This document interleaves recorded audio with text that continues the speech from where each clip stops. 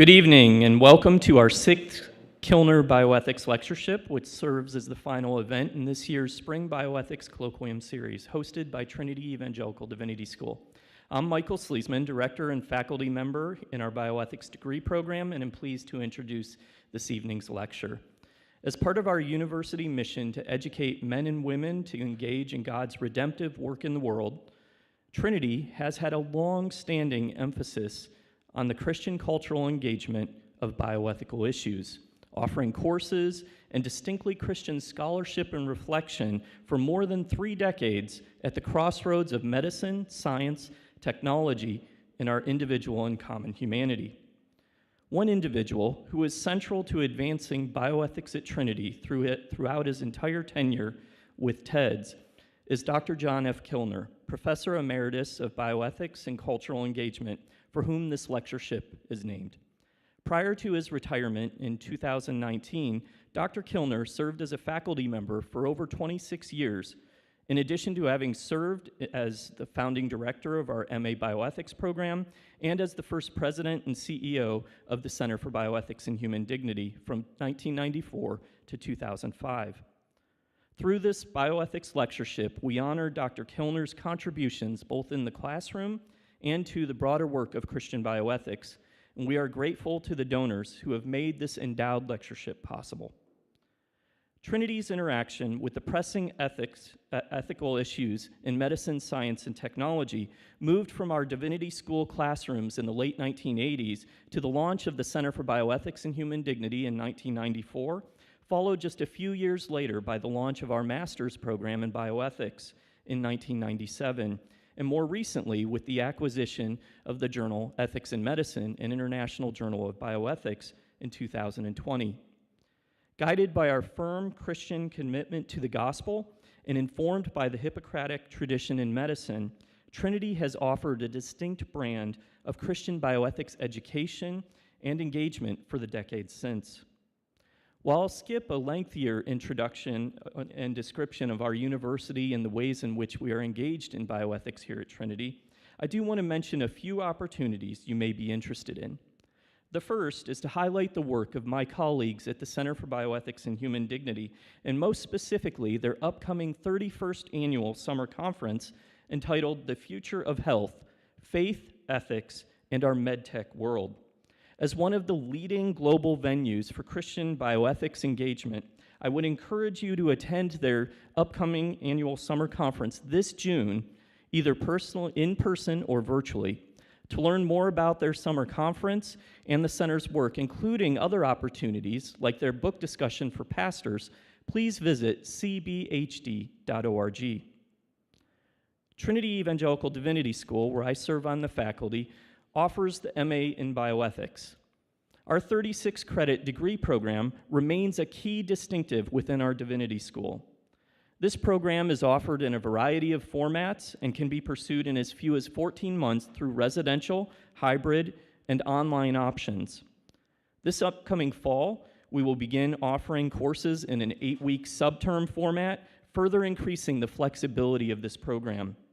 Our master's degree, alongside graduate certificates in pro-life advocacy and engagement, and another in Hippocratic healthcare ethics, are designed to be accessible both to full-time students as well as to busy professionals pursuing part-time studies, including those whose jobs and personal lives and family situations make relocating to our Deerfield campus impossible. For more information about our degree and certificate options, please visit tiu.edu/bioethics. In addition to these educational opportunities, as I mentioned, Trinity publishes the journal Ethics in Medicine. As one of the oldest continually published periodicals in Christian bioethics, Ethics in Medicine is celebrating its 40th year of publication this year, advancing bioethics scholarship consistent with the values and commitments of Christian Hippocratism. To learn more about our journal, access the free archives, or to become a subscriber, please visit the journal's website at ethicsinmedicine.com. A few housekeeping matters for this evening. Dr. Kaldjian's presentation will last approximately an hour, followed by Q&A. Those of you joining us remotely can submit your questions at any time via the live chat feature on the YouTube live stream. Once Dr. Kaldjian finishes his presentation, we will try to get to as many questions as possible before our 8:30 conclusion. For those of you joining this lecture as part of a course here at Trinity, we will reconvene both here in the room as well as to the separate Zoom session for those of you in the class at the address that I emailed you earlier, and that session will begin at 8:45 p.m. And now to the reason we are here this evening. Our speaker tonight is Dr. Lauris Kaldjian, who is no stranger to bioethics at Trinity, having facilitated workshops previously as well as spoken at our annual summer conference in bioethics. Dr. Kaldjian is director of the program in bioethics and humanities at the University of Iowa, Carver College of Medicine, where he is a professor in the Department of Internal Medicine and holds the Richard M. Kaplan Chair in Biomedical Ethics and Medical Humanities. He received his MD from the University of Michigan, an MDiv and PhD in Christian ethics from Yale University, and completed his residency and fellowship training at Yale University in internal medicine and infectious disease. At the Carver College of Medicine, he directs the biomedical ethics curriculum, and at the University of Iowa Hospitals and Clinics, he serves on the Ethics Committee and the Ethics Consult Service. He has served on the Ethics Committee of the United Network for Organ Sharing, the Society of General Internal Medicine, the American College of Physicians, and the Iowa Medical Society. He also co-directs the Hyde Park Institute Scholars in Ethics and Medicine program for students at the University of Chicago, and is the author of Practicing Medicine and Ethics, published by Cambridge University Press. And if that's something that you haven't, a book that you haven't read yet, I highly encourage you to pick that one up. Having personally benefited over the years from my interactions with Lauris, it's a great joy and privilege for me to welcome him back to our campus as this year's speaker for the Kilner Bioethics Lectureship. Would you please join me in welcoming him as he presents The Problem of Brain Death and the Meaning of Persons.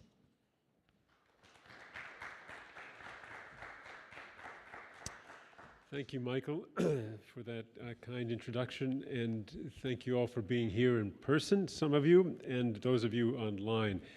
It's a real pleasure to be back in Deerfield, Illinois, and on this campus. So I thank Michael and Matthew and the CBHD and TEDS and Dr. Kilner as well, which I'll come to. I'd like to begin, actually, by making a number of introductory remarks, specifically actually 6 of them. So this is a bit of a long introduction. Oh, sorry, now I realize that Professor Kilner is with us. Forgive me, I was distracted by other thoughts as I was getting ready just now, and I'm delighted to see, John, your face. It's great to be here with you. Thank you.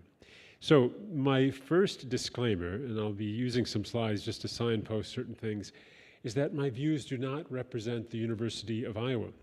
And I speak tonight in the language of a Christian physician ethicist with reliance on a Christian worldview grounded in foundational beliefs and values revealed in the Bible.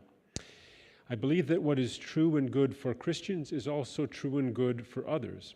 But I realize that those who do not endorse the Bible's moral anthropology and metaphysics may not agree with some or all of the convictions central to my remarks. Having said this, there certainly may be practical areas of overlapping consensus among people with contrasting comprehensive doctrines, for which I'm grateful. Second, allow me to say a few words about Professor John Kilner, who, as I just said, is with us here tonight, the greatly admired teacher and friend in whose honor this lecture is named. It has been a pleasure for me to have had opportunities to interact with John over the years, particularly at CBHD. And as I reflected on tonight's topic, I went to the conclusion of his book, Dignity and Destiny, Humanity in the Image of God. On page 327, you will find words which speak to the encompassing implications of a Christian view of what it means to be a person made in the image of God. Every human being has a great stake in these matters, especially those considered most expendable in their societal settings. Those most likely to be killed or verbally abused are those whom people would most like to be rid of, or those whose elimination would be most socially beneficial. Biblical writers invoke the image of God precisely to uphold the life and well-being of such marginal and dispensable people, though all other people benefit from the same respect and protection in the process. These words from Professor Kilner invite us to consider whether current attitudes regarding brain death pose the risk of treating patients who have severe forms of neurological injury as lesser beings, effectively treating them as non-persons. Third, allow me to make a point of practical clarification to avoid confusion about how we care well for very sick patients and the legitimacy of allowing dying patients to die. The point here is about the difference between the conditions under which we allow people to die and the conditions under which we treat them as dead in order to procure their organs. I believe the idea of brain death has been primarily motivated and perpetuated by the desire to give transplant surgeons permission to procure transplantable organs from severely neurologically injured patients. I don't think brain death is primarily about giving families and physicians permission to let severely neurologically injured patients die. The justification to withhold or withdraw ineffective treatment leading to an action which allows death is ethically separate from the justification to remove vital organs from a patient whose heart is still beating, an action which arguably causes death.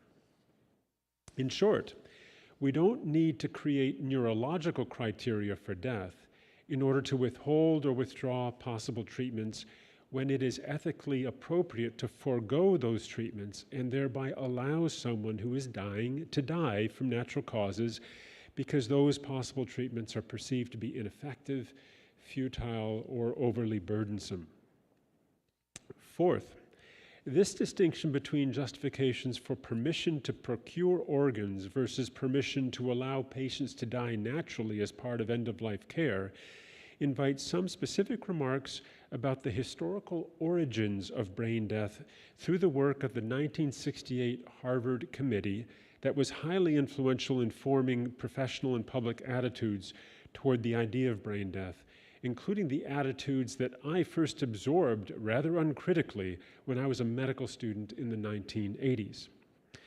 One assessment of the Harvard Committee's purpose can be found in a summary article by Michael DeGiorgio, who writes, "The Harvard report did not really provide a fully worked out and conceptually coherent notion of what brain death was.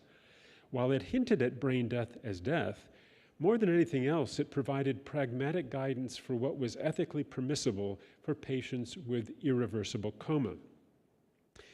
There has been much written about the possible role organ transplantation may have played in the work of the committee. Criticism, says DeGiorgio, has been harsh, while the charge that the committee was philosophically naive or that its main objective was to promote transplantation. This is historically reductive, he says. However, the way the final paper was framed didn't help. The only rationale offered for why there was even a need for a reformulation of death was a utilitarian one. It would free up hospital beds, and it would facilitate transplantation. A more critical account of the Harvard Committee's deliberations was published by Giacomini in 1997, and several findings of this analysis are worth emphasizing in detail. The original title for the committee was the Ad Hoc Committee to Study the Problems of the Hopelessly Unconscious Patient, which had the benefit of candid description, even if it lacked a certain linguistic sense for compassion. However, its name was eventually changed to something that was intended to connote medical authority and certainty, which was the Ad Hoc Committee to Examine the Definition of Brain Death. This change in language reflected the committee's practical purpose, to construct brain death as a medically verifiable fact. It sought to do this foremost by establishing the technical features of brain death as a medical phenomenon, rather than by establishing the philosophical premises for a construction of brain death at all. An early draft of the committee's report used cryptic language to introduce its charge, stating, "The primary obligation of this committee is to define irreversible coma," later changed to brain death, If this can be done in satisfactory terms, translatable into action, several current problems will either disappear or will become much more readily soluble than is now the case. In the draft's conclusion, the concern about organ transplantation was made explicit. The question before this committee cannot be simply to define brain death. This would not advance the cause of organ transplantation, since it would not cope with the essential issue of when the surgical team is authorized, legally, morally, and medically, in removing a vital organ. Giacomini observes that, quote, even the decision to call the syndrome death rather than merely irreversible coma was swayed by the requirements of transplantation, and concludes that the committee's investigation into the nature of death was guided by answers, not by questions. Lastly, this last article, the Harvard Ad Hoc Committee actively involved transplant surgeons in their deliberations. Why were transplant surgeons involved at all in the definition of death when they have since, in clinical transplantation protocols, been so widely excluded from the actual diagnosis of death? The Harvard Ad Hoc Committee internally acknowledged that transplantation gave Harvard special interest in brain death, even though it took care to remove from its report suggestions that transplant interests either motivated or privileged a redefinition of death. As we consider the problem of brain death and the meaning of persons, I think we should take seriously this question of the original motivations for the idea of brain death, for we need to wonder whether, as a conceptual device, brain death is biologically and metaphysically compelling, or whether its justification derives fundamentally from its social utility in saving the lives of persons dying from organ failure. Directly related to the issue of historical origins, it is a welcome development in response to years of critical questioning in the neurological and ethical literature, spearheaded especially by Dr. Alan Schumann, that there are now prominent advocates of brain death and transplantation who acknowledge that brain death is not the same as biological death. One example is Robert Truog.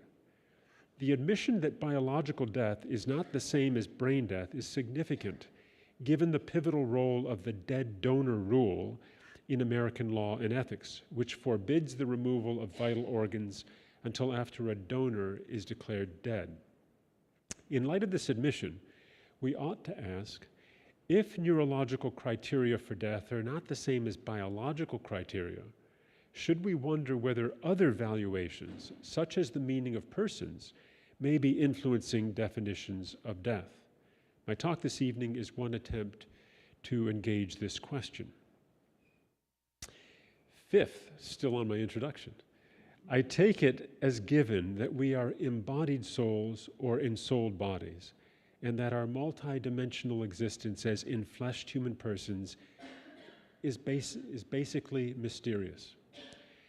We are fearfully and wonderfully made. I cannot understand the mysteries of the relationship between mind and brain, or between body and soul, and I do not pretend to be able to understand the exact timing of events when our souls are separated for a time from our mortal bodies, until that day, by Christ's grace, when our bodies shall be gloriously changed, raised imperishable, and clothed with immortality. Sixth, I would like to make one last introductory remark by pausing for a moment on a verse from the Bible, Micah 6:8. He has told you, O man, what is good, and what does the Lord require of you but to do justice, and to love kindness, and to walk humbly with your God. As we consider the vulnerability of persons whose severe neurological injuries make them profoundly dependent on our care and respect, as we consider the suffering and despair of persons dying of organ failure and their families, and as we consider the mysteries of our existence as embodied souls, we need to pray that God will give us humility to recognize the meaning and application of His justice and loving kindness, wisdom to discern what is good and true, and strength to love God and our neighbors as ourselves in the very practical and at times very challenging world of healthcare. So with that lengthy introduction, let me now turn to the meaning of persons. In the second volume of Ethics as Theology, the Anglican theologian Oliver O'Donovan observes that the concept of person points in two directions. On the one hand, it points to the individual substance or essence that is presupposed in the very condition of human existence. On the other, it points to the expression of that substance in the sphere of responsibility and action. This evening, I'm using brain death and organ transplantation as a practical context for the first of these directions. The meaning of persons as it applies to those individuals who are least capable of displaying behaviors we routinely associate with being human. I will draw generously from O'Donovan and also from the Catholic German philosopher Robert Spemann to think about why a Christian perspective calls us to welcome as persons those patients who may be considered the very least among us, the smallest, the oldest, the most hidden, the least able or rational or aware, even those whose mortal frames give no outward signs to us that awareness exists or might return because of extreme conditions of neurological injury. As many of you know, the concept of person that has been handed down in Western culture has distinctively Christian origins. It was developed through theological reflections on the Trinity and the Incarnation as the early church drew from Scripture to understand how one God could be three persons and how Jesus Christ could be one person with two natures. These theological developments had implications for mankind as well, as the relationship between human substance and human nature was clarified. But the Christian concept of person that was bequeathed to the West has suffered erosion as it has been secularized, resulting in a shift from persons who have a nature to persons who are defined by characteristics typical of that nature. In modern culture, the question, who is a person or what is a person, challenges us to decide whether we view all human beings as kindred worthy of our love, or whether we predicate person on nature by using one or another set of prerequisites that make our respect for human beings dependent on demonstrable properties that must be acquired and preserved for the conditions of personhood to be satisfied. This challenge is very real in healthcare, especially at the beginning of life, the end of life, and when severe injury or disability results in profound neurological compromise. The question we face is, who counts as a person? In a few moments, I will draw from O'Donovan and Spemann to sketch a Christian outline of a concept of the person. But before doing so, I'd like to give two examples of alternative perspectives that make persons or personhood depend on functional capacities like rationality, intentionality, relationality, and consciousness. The first is from Joseph Fletcher, the famous proponent of situation ethics, who in 1972 wrote a bold article in one of the first bioethics journals. The paper was entitled Indicators of Humanhood, a Tentative Profile of Man. In it, he proposed 15 qualities that characterize personhood: minimal intelligence, self-awareness, self-control, sense of time, sense of futurity, sense of the past, capability to relate to others, concern for others, communication, control of existence, curiosity, change and changeability, balance of rationality and feeling, idiosyncrasy, and neocortical function. And if you know about Fletcher's positions on moral issues, you might not be very surprised about these 15 characteristics that he proposed. But you still might be shocked to realize that based on this kind of reasoning, he also recommended, for instance, infanticide for certain classes of children born with certain congenital abnormalities. So he was ready to, shall we say, live out the brutal consequences or implications of his logic. A second example comes from a very different thinker, the famous Protestant ethicist Paul Ramsey. Now, please note, I do not mean to cast aspersion on Ramsey by mentioning his name in the company of Joseph Fletcher. Ramsey wrote deeply about medicine, ethics, Christian faith, and persons, and I have benefited much from his work over the years.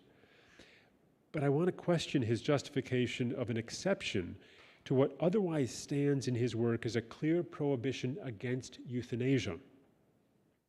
In his book, The Patient as Person, Ramsay offers what appears to be a wholehearted support for the life-respecting care of human beings who are dying. An attitude toward the dying premised upon mature and profoundly religious convictions will display an indefectible charity that never ceases to go about the business of caring for the dying neighbor. If we seriously mean to align our wills with God's care here and now for them, there can never be any reason to hasten them from the here and now, in which they still claim a faithful presence from us, into the there and then, in which they, of course, cannot pass beyond God's love and care. This is the ultimate ground for saying that a religious outlook that goes with grace among the dying can never be compatible with euthanasic acts or sentiments. But despite his opposition to euthanasia and confidence in God's love and care, Ramsay was nevertheless willing to entertain the possibility that some human beings are beyond the reach of our care and therefore can be subjected to euthanasia on the grounds that such patients are indifferent to our care. Less than 10 pages later in The Patient as Person, Ramsay writes, "Never abandon care of the dying except when they are irretrievably inaccessible to human care. Never hasten the dying process except when it is entirely indifferent to the patient whether his dying is accomplished by an intravenous bubble of air or by the withdrawal of useless ordinary natural remedies such as nourishment. The condition of the patient renders it for him a matter of complete indifference whether humankind's final act toward him directly or indirectly allows death to come. He already is beyond our love and care." It seems to me that Ramsay is implying that comatose patients are no longer persons. How else, on his account, could they legitimately be subjected to killing? In contrast to both Fletcher and Ramsay, I turn now to the further insights of Oliver O'Donovan and also Robert Spaman. The core contention of these authors is that a biblical account of the human person does not arise primarily from an answer to the question of what we are, what our nature is, but from an answer to the question of whose we are. It is the second question which points us to a reality which begins in the vertical dimension, our relationship with God, and extends to the horizontal dimension through our relationships with each other. As already introduced, O'Donovan recounts how the patristic development of the concept of person was fashioned through debates about the Trinity and the person of Christ, and marked by a sharp distinction between the concepts of person and nature. Person or substance was used to represent the principle of individual existence, and nature to represent the complex of attributes which constitute the distinctness of divinity and humanity. Through the influence of Boethius, his fifth tractate, the concept that arose from the unique person of Christ was generalized to all persons. In short, the human individual came to be seen not as the sum of his or her human attributes, but as someone who has those attributes. O'Donovan points out that this perception has its roots in the biblical understanding of individual vocation. Before the events which bring your and my humanity into being, we are called by God. Before I formed you in the womb, I knew you. Jeremiah 1:5. But with the passage of time, things changed in the Western understanding of the person. There was an erosion of Boethius' understanding of person as substance, and the Christological basis of his view was forgotten. This made it possible to read Boethius as though a person were merely the particular instance of a rational nature. O'Donovan concludes by saying, the history of the concept of person is the history of how nature takes over from substance as the primary category. Robert Spaman, who lived from 1927 to 2018, wrote a book in 1996 entitled persons, the difference between someone and something. It explores the essence and implications of a Christian view of persons. And incidentally, it was translated from German into English by none other than Oliver O'Donovan. I'd like to highlight 4 of Spaeman's points. First, he believes it is wrong to predicate personhood on rational nature because doing so separates human life from the concept of person.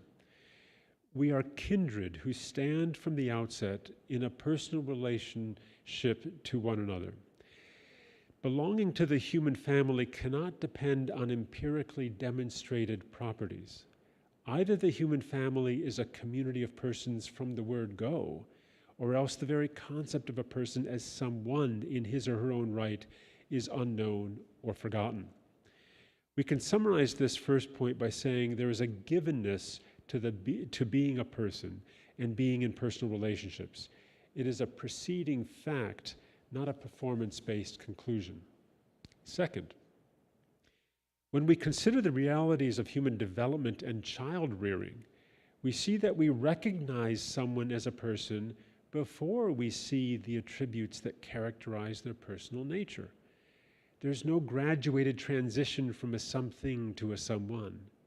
It is only because we treat human beings from the start as someone, not as something, that the majority of human beings actually develop the properties that then justify the way we have treated them. This point reminds me of the remark that Chesterton made about the Roman Empire. Rome was not loved because she was great. She was great because she was loved. What a wonderful reminder to every parent who is learning how to encourage a child, right? Third, still on Spaeman, some persons participate in human community primarily by receiving care. Say that again. Some persons participate in human community primarily by receiving care.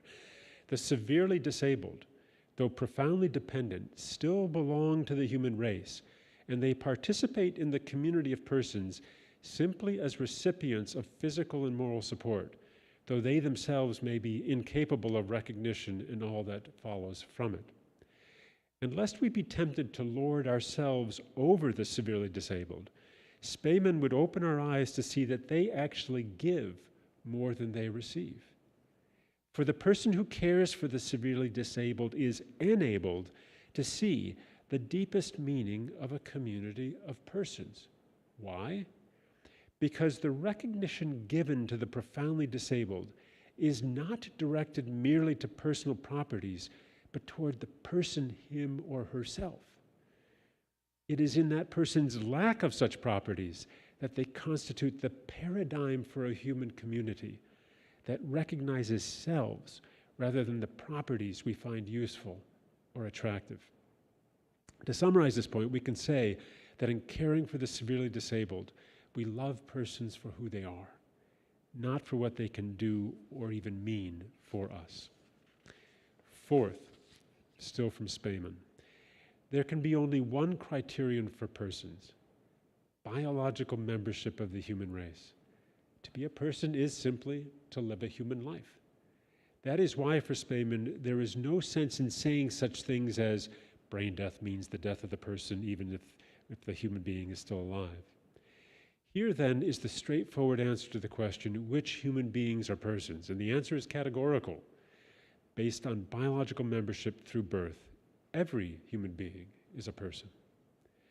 This conclusion is also supported by the philosopher-scientist Lydia Jaeger, who refers to this categorical recognition of membership by birth as filiation. To summarize this fourth point, we can say that as human beings, we are begotten, not made. And at birth and throughout life, we should be welcomed rather than scrutinized for the possession of prerequisite qualities, as if we were potential members of a community whose respect we have to earn, rather than actual members of a family into which we have been born and within which we need to be cared for. The call to welcome persons into the human family raises a further point, which is the epistemological relationship between persons and love. And for this I turn yet again to O'Donovan, because he articulates so well the connection between the modern question, who is a person, and the biblical question, who is my neighbor? When it comes to the mistaken quest of pretending to enumerate and measure the qualities of personhood, O'Donovan acknowledges that there are many ways in which people may seek to identify qualities they consider to be constitutive of personhood. These may range from the simplest behavioral test to the most sophisticated biological test. But, he argues, such tests will not tell us whether a being is a person. For the only way we can discern a person is by love, which allows us to discern a significance which we believe God attributes to all members of Adam's race. This conviction allows us to commit ourselves in personal relationship to those whose personality we could not discern, to children in the womb, for example, or to the severely handicapped. When we come to discern that these two are persons, irreplaceable and irreducibly important, we do so only after and not before we have committed ourselves to them in personal interaction. In this way, knowing is predicated on loving, which means that to discern my neighbor, I first have to be a neighbor to him, and that to know a person, I first have to accept him in personal interaction. Last year, I had occasion to read Thomas Torrance's book, Calvin's Doctrine of Man, which is a study of John Calvin's view of the meaning of being made in the image of God. Calvin had a profoundly humbling sense of our utter dependence on God's grace.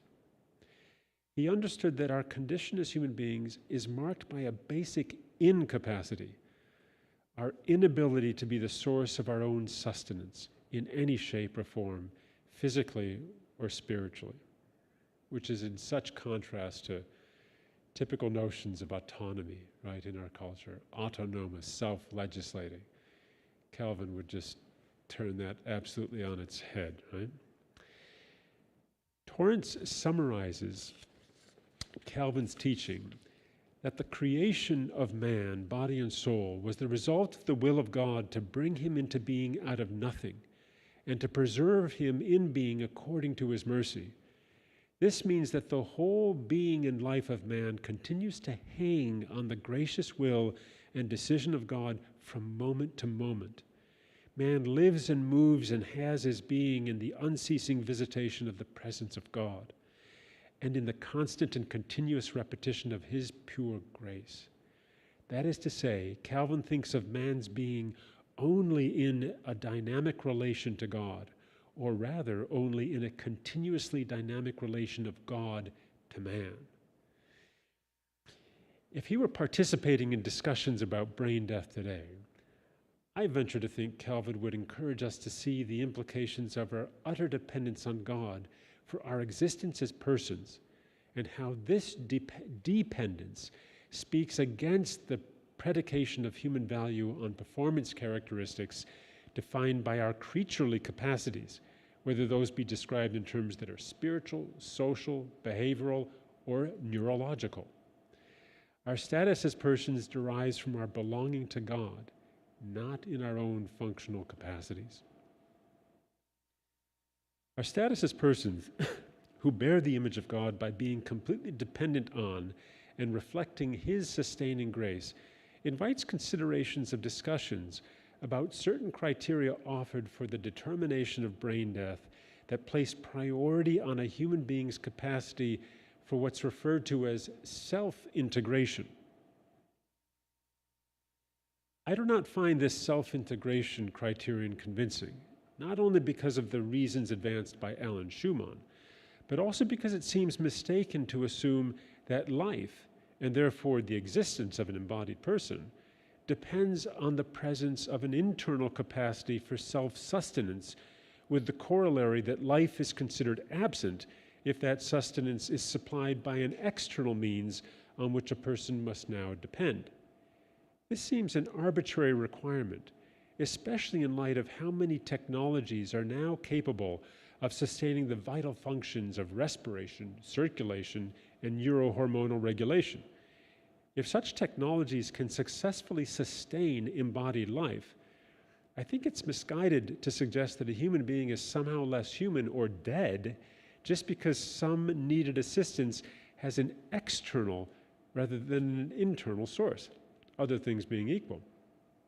And on a theological note, if our human condition is one of absolute dependence on God and relative dependence on each other, it seems strange to suggest that additional disease-induced manifestations of our dependence requiring technological remedies should mean we are any less human or alive. If what matters is the achievement of a level of biological integration which is compatible with life, it is not clear to me why the internal versus external means of some aspect of that integration should be morally decisive. To conclude this middle portion of my talk, I would like to suggest that if we agree with O'Donovan and Speyman that the categories of person and human being are identical, and if we also agree that we should never intend the killing of innocent persons, it seems to me we need to question the use of neurological criteria for organ transplantation, because such criteria disqualify some living human beings from protections that would otherwise prohibit the removal of their vital organs. I think we should also wonder whether the endeavor to redefine death by neurological criteria has knowingly or inadvertently circumvented the question of whether patients diagnosed with brain death are still persons. Could it be that it is less challenging or controversial to consider a human being neurologically dead than to consider a human being to no longer be a person? Even if those promoting brain death have never intended to sidestep or diminish the meaning of persons, it seems to me that a neglect of the meaning of persons has been one of the consequences of promoting the idea of brain death. To round out my reflections this evening, in this third and last section now, I'd like to make an assortment of remarks that touch on the challenges we all face in this matter, and comment on some attempts over the last few decades that have tried to reach clarity and consensus, which, if you follow this field, you know these efforts have not been successful, which is to say, people are still very much disagreeing on these questions, at least those who apply their energies to their discussion. Whether we are healthcare professionals, teachers of ethics, patients, loved ones of patients, or potential future organ donors, we all have a personal stake in this topic. Indeed, it's not often in bioethics that a topic is so directly personally actionable that it invites each one of us to consider the ethical justification for or against the organ donor status that is currently marked on our driver's license. That's how real and personal this really is. All of us want moral clarity that allows our consciences to be at peace as we seek to navigate this challenging moral terrain. As the President's Council stated in 2008, the only indisputable signs of death are those we have known since antiquity: the loss of sentience, heartbeat, and breathing, mottling and coldness of the skin, muscular rigidity, and eventual putrefaction as the result of generalized autolysis of body cells. By contrast to such a clear determination of death based on circulatory criteria and its sequelae, we also have in our culture, of course, this idea of brain death. Though on the one hand, it has a degree of pervasive acceptance, it certainly does in the hospitals where I've worked. On the other hand, it remains controversial. And it does so because there are too many indicators of biological life and integration in brain-dead bodies. This makes it awkward, to say the least, or impossible, to say the most, to speak of death when so many signs of biological life persist in the bodies of brain-dead individuals. As Alan Schumann has carefully outlined, these signs include homeostasis, elimination, detoxification, and recycling of cellular wastes, energy balance, maintenance of temperature, wound healing, fighting of infections, cardiovascular and hormonal stress responses to unanesthetized incision for organ retrieval, successful gestation of a fetus in a brain-dead woman, sexual maturation and/or proportional growth of a brain-dead child. In response to such evidence, there have been attempts to reconceptualize notions of brain death in ways that do not depend on notions of brain-mediated integration. Take, for example, the President's Council's account of total brain failure as evidence of death. Death, the Council said, remains a condition of the organism as a whole, and determining whether an organism remains a whole depends on recognizing the persistence or cessation of the fundamental vital work of a living organism, the work of self-preservation, achieved through the organism's need-driven commerce with the surrounding world. The authors suggest the work of self-preservation depends on three capacities: openness to the world, that is, receptivity to stimuli and signals from the surrounding environment, the ability to act upon the world to obtain selectively what it needs, the basic felt need that drives the organism to act as it must, to obtain what it needs and what its openness reveals to be available. I wonder what you think of this conceptualization, whether it meets with your intuitions or your reflections. For myself, I don't see why the litany of living functions enumerated by Alan Schumann do not constitute, at the organismal level, a biological openness to the world, a biological ability to respond to the world, and an inbuilt biological drive to survive and grow. Of course, such an individual is profoundly disabled, but profound neurological disability need not be equated with death.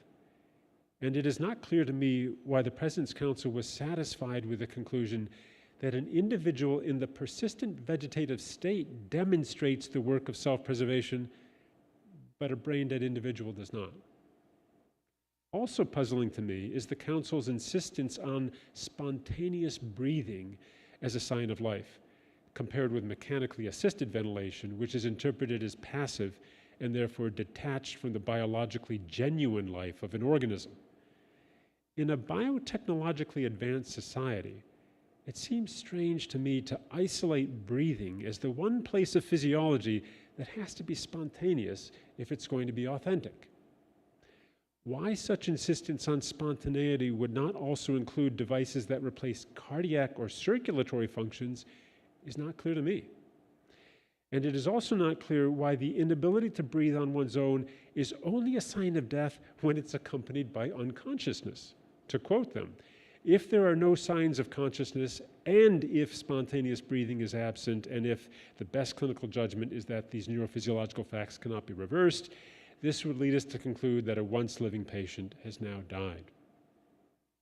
It appears that the Council's position on brain death is quite similar to criteria that are actually used in the United Kingdom and to what some now refer to as the neurorespiratory criterion for death, which focus on the permanent or irreversible loss of consciousness and the inability to breathe spontaneously. And in some accounts, absent brainstem reflexes are also added. In contrast to these approaches, let me turn once again to the work of Alan Schumann. And as you can tell, his work has been very influential in my own understanding of this topic, and I am very grateful to him for that. As an emeritus professor of pediatric neurology at UCLA, Schumann continues to participate in debates that surround brain death. In his latest article, this year, he responds to recent events involving the Uniform Law Commission's attempt to move toward the revision of the Uniform Determination of Death Act in order to make the law regarding determination of death align more closely with current clinical practices in the United States. That attempt by the ULC was discontinued in 2023, reportedly due to considerable public and professional resistance in the setting of a polarized American culture regarding ethical convictions related to the beginning of life and the end of life. Before commenting on Schumann's article, let me digress to say that despite this aborted attempt by the ULC, the American Academy of Neurology subsequently issued updated 2023 guidelines that preserve the clinical status quo regarding brain death determinations by promoting the kinds of criteria that the ULC was considering, declaring that, quote, all the functions of the entire brain, quote, is to be interpreted as permanent loss of function of the brain as a whole, including the brainstem resulting in coma, brainstem areflexia, and apnea, an inability to breathe spontaneously in the setting of inadequate stimulus. The position of the American Academy of Neurology is basically the neurorespiratory criterion, the twofold requirement of inability to breathe on your own and unconsciousness. The clinical status quo being promoted by the American Academy of Neurology guidelines is of concern to those who believe brain death is biologically and ethically illegitimate, whether in theory, in practice, or both. One example of resistance to these guidelines is found in a statement entitled Catholics United on Brain Death and Organ Donation, a Call to Action. This statement was released on February 27 of 2024, just a few weeks ago, and endorsed by 151 Catholic healthcare professionals, theologians, philosophers, ethicists, lawyers, apologists, and pro-life advocates. It is notable for bringing together people who don't actually agree about brain death, but do agree that current practice is morally unacceptable. They write, whether they, the endorsers, reject whole brain death as true death, accept whole brain death as true death, or remain undecided about whole brain death, all agree that the brain death criteria found in the 2023 guidelines from the AAN and used in current clinical practice do not provide moral certainty that a patient has died. Because the endorsers of this statement support the dead donor rule, and because they believe current clinical practices employing brain death violate the dead donor rule, they recommend concrete actions to avoid moral culpability in organ donation practices, including, for instance, declining to be an organ donor at the Department of Motor Vehicles and advocating for conscience protection rights for healthcare professionals and institutions. These are morally serious recommendations we should expect if we believe we should never kill one person to save another, and that persons diagnosed as brain dead are not actually dead. To do otherwise would lack integrity. Returning now to Alan Schumann. In his most recent article, he continues his efforts to persuade us that any claims regarding broad consensus about the legitimacy of brain death are false, and that debates about the concept of brain death itself, not just its wording, specification, testing, or operationalization, need to continue. To help promote such debate, he outlines what he takes to be three competing concepts of death which characterize the debate. The biological concept, which entails cessation of the integrative unity of the organism as a whole, which, when rightly understood, is really a circulatory criterion, not a neurological one. Second, the psychological concept, which entails cessation of the person, equated with the self-conscious mind, which corresponds to the higher brain criterion. And then the vital work concept proposed by the President's Council on Bioethics, which is similar to the UK's brainstem death criterion or the neurorespiratory criterion. Schumann makes clear that the concept of brain death is contested and lacks an accepted conceptual foundation. And he cautions that neurologists, as neurologists, do not have the expertise to discern the justification that would choose wisely between the three frameworks that underlie the three concepts, which is to say that neurologists do not have a monopoly on the authority to decide whether human life is best understood, one, in terms of thermodynamics and biology, two, in terms of a Cartesian concept of the mind, or three, in terms of what it means to be open and respond to the world as a living organism. As Schumann notes, disagreements about these foundational questions derive from irreconcilable worldviews. And he ends on a note of political caution by suggesting that efforts to legislate revised definitions of death to promote more organ transplantation may result in a geographical patchwork of revised state death laws along the pattern of revised abortion laws in the wake of the Dobbs decision. And he is certainly not alone in that perception. In closing, It seems to me that a Christian understanding of persons invites us to resist utilitarian imperatives in organ transplantation, which have encroached upon a definition of death which is biologically and ethically justified. No matter how well intended, I think such utility-driven imperatives have created strong pressures to conform to social and professional expectations that aim to save lives but employ strategies which end the lives of some individuals so that others may live. We should do what we can to respect and love the persons who need our care, both those who need care while dying and those who need care while struggling to survive. In refusing to end one life to save another, we bear witness to the importance not only of good ends, but also of morally permissible means, even and especially when some people who are dying stand to benefit from the organs of other people who are severely neurologically injured. No matter how tenuous a human being's life may be, we are called to keep company with them. This means we should respect and care for them until the point of natural death, resisting inclinations to misuse them so others may live. When we do so, we will recognize these human beings as persons, joined with us in the fellowship of giving and receiving, which marks the community of persons who bear the image of God and reflect His love. Thank you.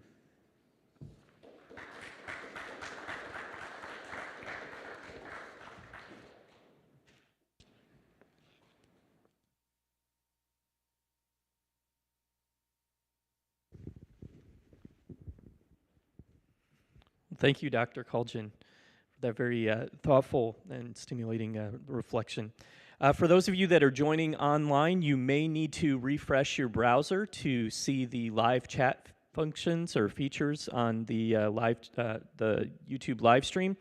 And please go ahead and add any questions that you would like to address to our speaker. For those in the room, if you wouldn't mind just repeating the question once they've stated it. So now is the time for you to ask any questions that you would like to address to our speaker regarding this evening's lecture.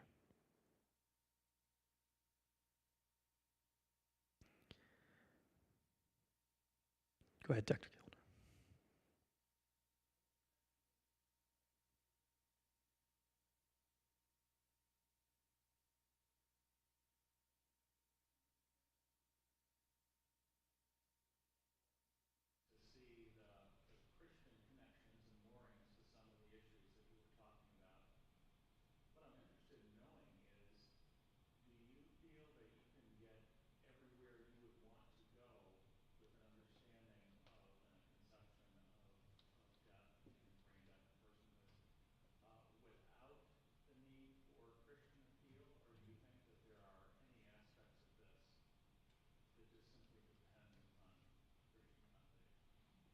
No, thank you. I think, so the question really is how essential are Christian insights for an understanding of this terrain? I certainly am one who would join with others to give thanks for God's common grace and His gift of reason to us that allows all human beings to perceive things that are true in this world in certain ways. I think the question of persons, given the direct reference to God's relationship to us as being the basis for our being persons, I can't see, there could be other theistic renditions, potentially, so not necessarily only Christian in that regard, and certainly, the Jewish heritage of the Judeo-Christian tradition. But in terms of the question of defining death, if anyone just wants to make a really good study of, for instance, just read everything that Alan Schumann has written, Christian or non-Christian, I find it compelling. So it literally stands to reason, right? So I think we can be grateful to say, and I confess, I won't go into the details, but in my own interactions with colleagues over the years, in some actual very difficult circumstances that have involved the so-called diagnosis of brain death, I find that people's intuitions are not far, they're close to the truth, actually, which is to say that when they encounter, especially people from other cultures who don't accept Western notions of brain death, it often sort of comes in the form of a cultural respectfulness. I don't think it's that foreign and strange. I think people actually have an idea that says a warm body with a heartbeat is in some sense alive. So then the question is in what sense is this individual dead now? So I actually think that every time clinicians are challenged by someone who doesn't go along with the usual paradigm, it becomes an opportunity for some reflection if people are willing to receive it as such. And I think it's quite enjoyable actually to have those opportunities, because I think many people, and one of Alan Schumann's points that he makes in this most recent article is that he believes that most neurologists have actually not thought as much about this question as they should. And I think he says that respectfully. He's just making a true observation, because so many of us in medical education were just socialized, and if I may use the word, indoctrinated into this belief system. A question coming from online, somewhat related to your response there. Given the theological way that you've developed some of the response this evening, if personhood is based on biological membership in the human race, how do we account for divine personhood? And how does that speak into the conversation? Yeah, I guess I wouldn't, if I'm understanding the question correctly, I wouldn't want to separate the parts of that question, because I think they're part of a single narrative, which is to say that we are begotten, not, we're begotten, not made as human beings. And God is our heavenly Father. He has created us. He's our creator. So there's a sense in which in our creaturely status, God begins a process that then human beings, as image bearers of God, perpetuate. This idea of filiation is a nice word in the sense that it literally sort of designates and signals how now there's an automatic sense in the reproductive sense of human beings giving birth to human beings.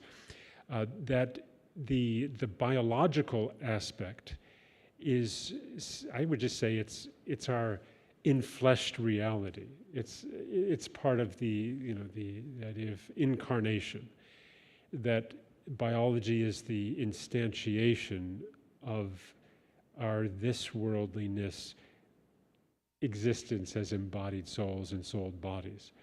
So our personhood, I don't even like the language of personhood, so I try to avoid it. Our existence as persons involves biology, but it's not premised or predicated on biology. And given the existence of the soul and the endurance of the soul beyond the body, it just reminds us that it's not biology that finally is any basis of the person. It's just in our infleshed reality. Biology is the location, it's the place, it's the visible manifestation of a metaphysical and existential and ontological reality. Thank you. Other questions? In the back to the right.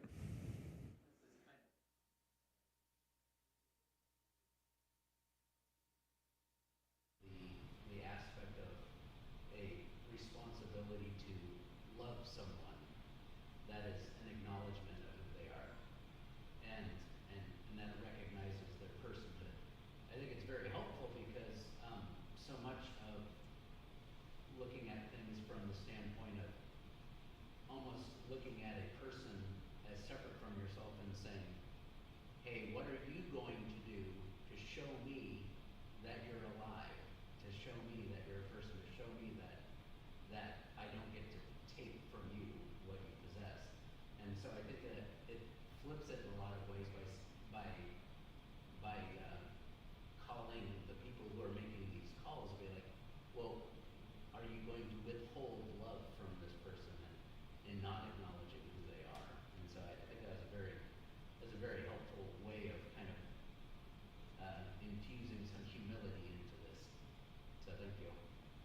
No, so the comment was about this idea of the epistemology of love and how we can only know a person if we first love a person in a very basic existential sense. And so I appreciate your appreciation about this. And I think actually, to me, it reminds me of one example. And I can say this without divulging any HIPAA concerns. In case this is once upon a time, I'll just say, I walked into a clinical space. And I had been told in advance by the resident I was working with that the individual I was about to see had been injured in the past, as a result of which this individual's face was very disfigured. And at that point in my career, I'd seen many difficult things to look at in life. And you get to the point where you think that I've seen, nothing more is going to sort of unsettle me. And I walked into that room and I saw this man's face. And he wore sunglasses because, I'm not sure actually why, but I assume it's because his eyes were also part of the disfigurement. But even the rest of his face was such that it took effort on my part to not avert my gaze. Why am I telling the story? What was then so striking to me and was influential to the way I found myself responding was that also in the room was his fiancée and also his fiancée's child. They were interacting with him as if he looked as normal as anybody else. And by their love shown to him, it's as if a current was sweeping me into that stream of love toward him as well. And I think this is true. I'm sure each of you could come up with stories and examples of where you have actually seen more love shown to a human because someone else was already showing love to that human. I mean, it's really very striking.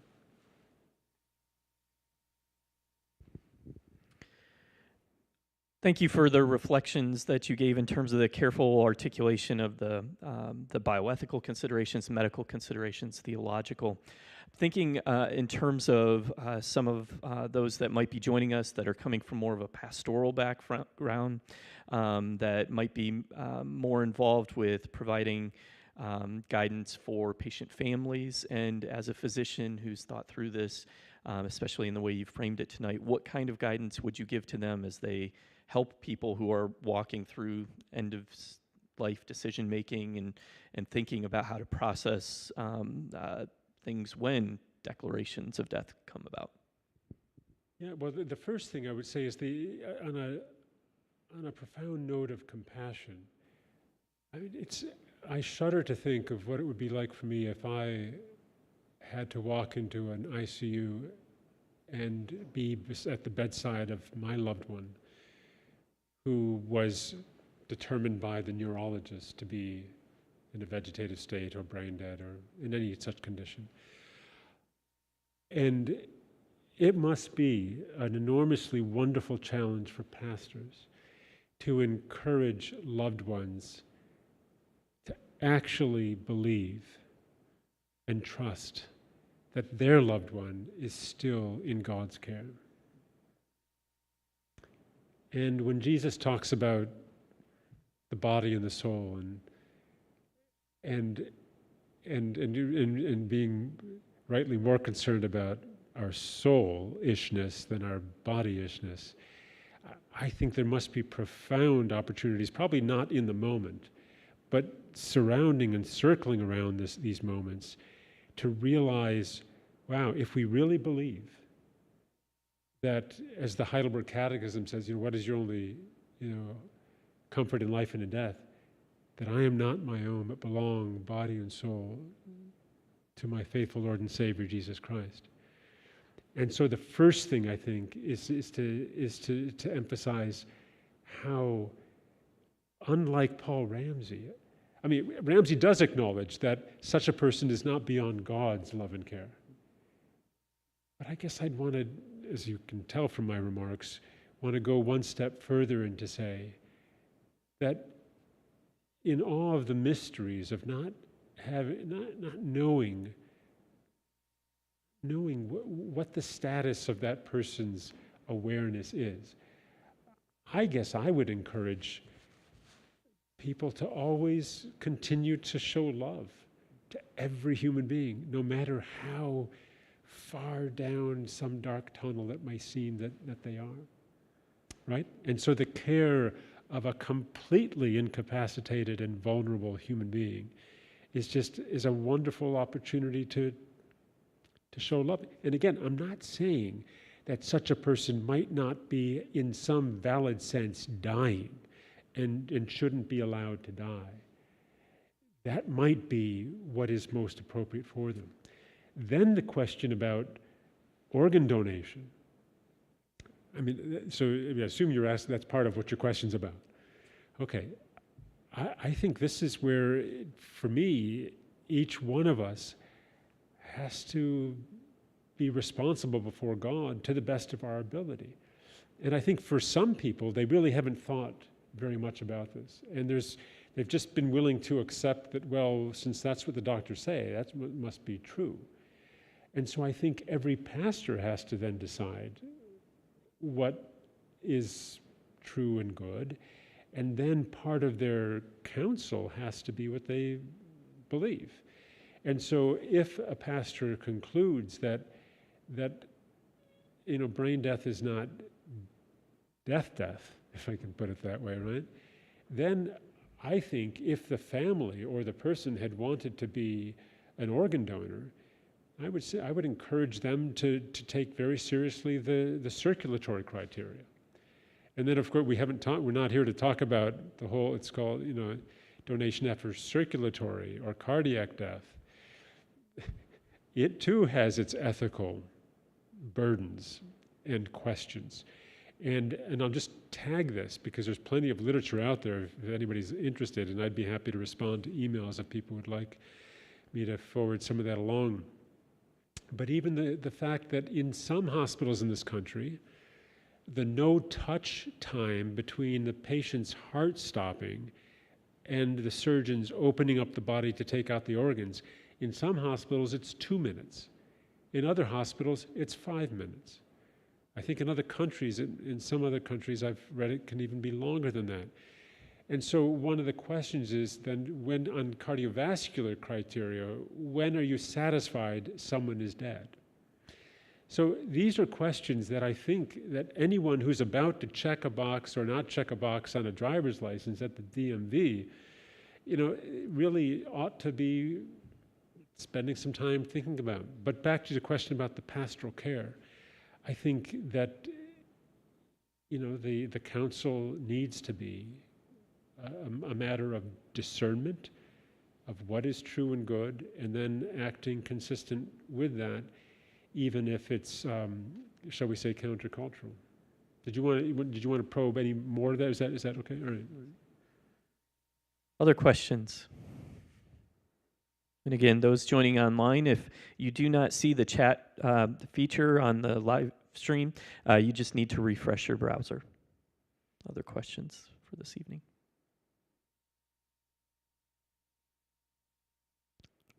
Well, I guess I have moderator's prerogative. Follow up on that then a little bit. You mentioned a number of authors on the slide where you were highlighting Schumann's reflection, Robert Truog being one of them. And he's talked to these problems with the various definitions and has suggested that the declaration of death itself is kind of a medical fiction of sorts, right? How would you respond to that end of the conversation?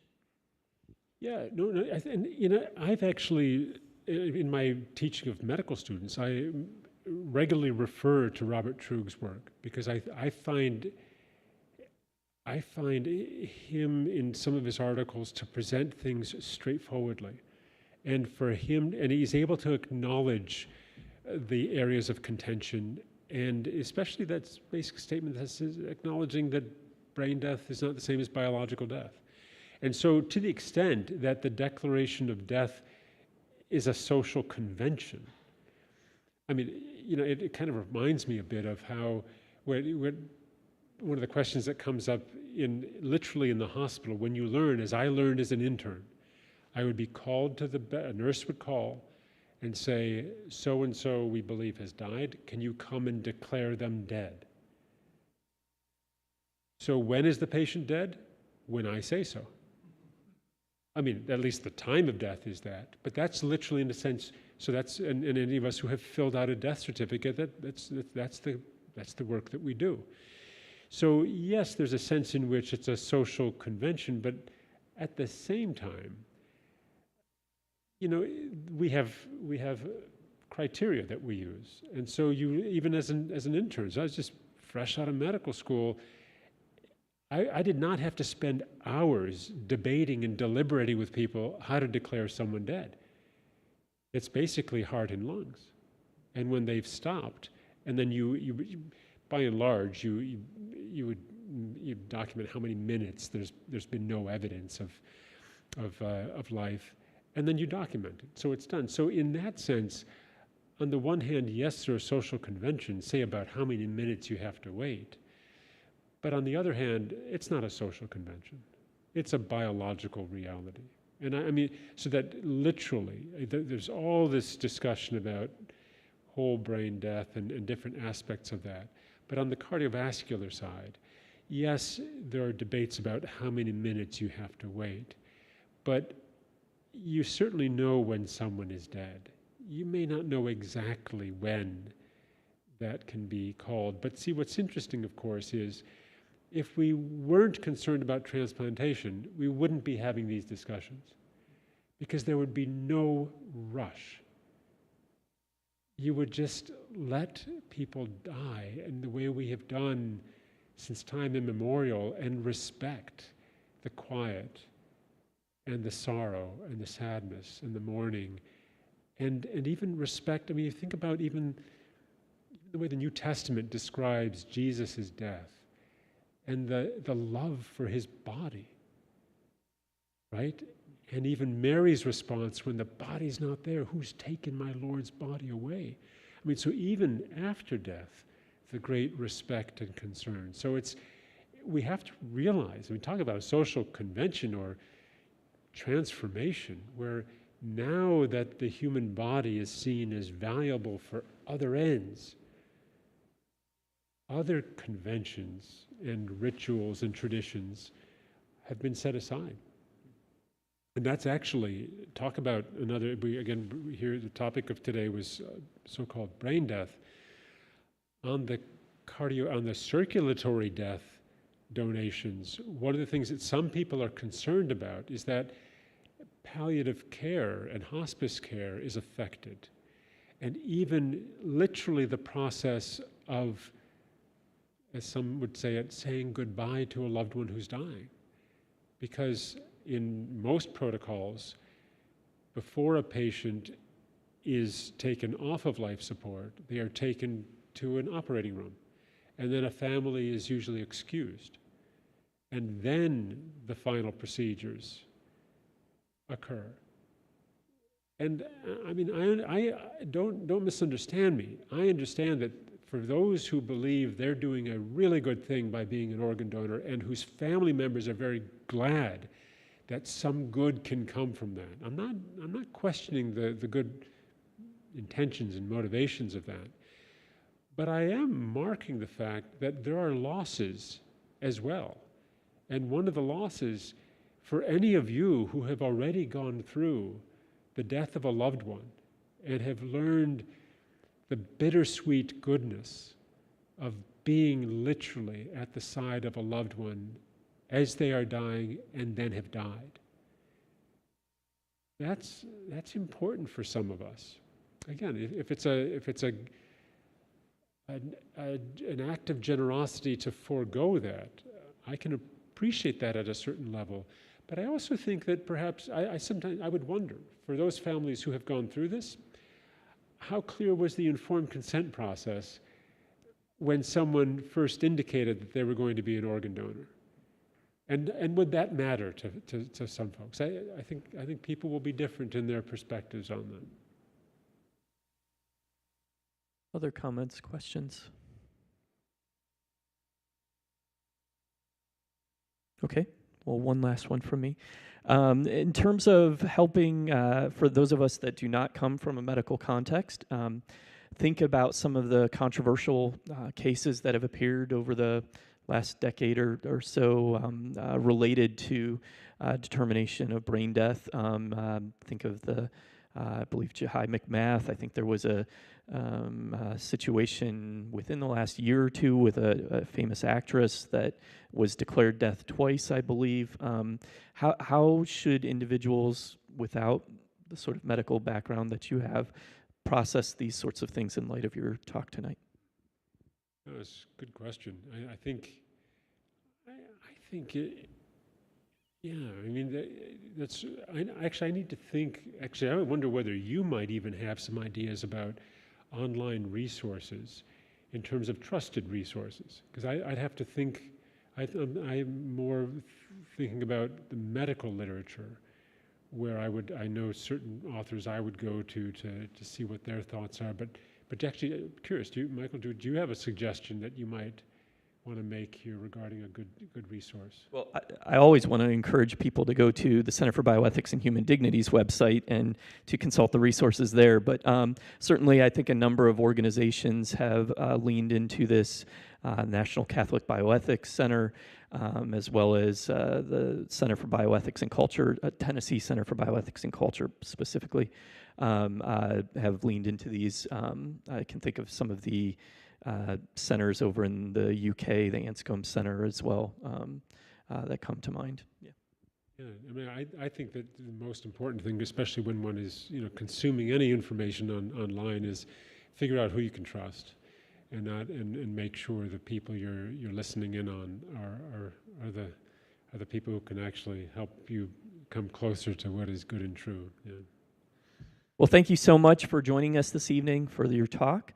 It will be available online. If you missed our earlier lectures from this semester, Professor Allen and also Dr. Theo Bohr, both of those are available on the Trinity's YouTube channel, so I encourage you to consult those. And welcome you back to next year's Spring Bioethics Colloquium Series. We'll have more information about that as we approach next academic year.